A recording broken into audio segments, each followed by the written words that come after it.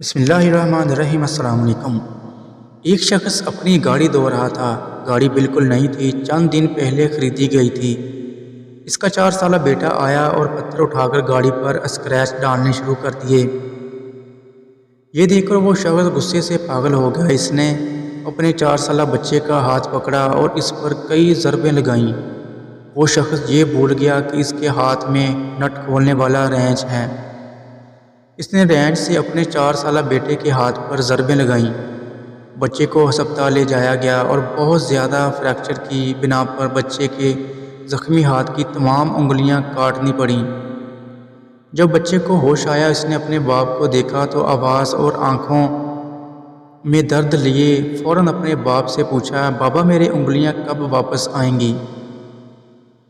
باپ کے پاس اس بچے کے سوال کا کوئی جواب نہیں تھا۔ وہ افسردہ ہوا اور خاموش رہا۔ وہ گھر آیا اور غصے میں اپنی کار کو ٹانگوں سے ضربیں لگانے لگا۔ تھک ہار کر وہ کار کے پاس بیٹھ گیا۔ اس وقت اس کی نظر ان سکریچ پر پڑی جو اس کے 4 سالہ بیٹے نے پتھر سے لگائے تھے۔ وہ سکریچ نہیں تھے، اس نے پتھر سے گاڑی پر ایک فقرہ لکھا تھا، لو یو پاپا۔ اگلے دن اس شخص نے دل پر داشتہ ہو کر خودکشی کر لی۔ غصے اور پیار کی کوئی حد نہیں ہوتی۔ یہ فیصلہ آپ کو کرنا ہے کہ خوبصورت زندگی گزارنے کے لیے ان دونوں میں سے کون سا مناسب راستہ ہے۔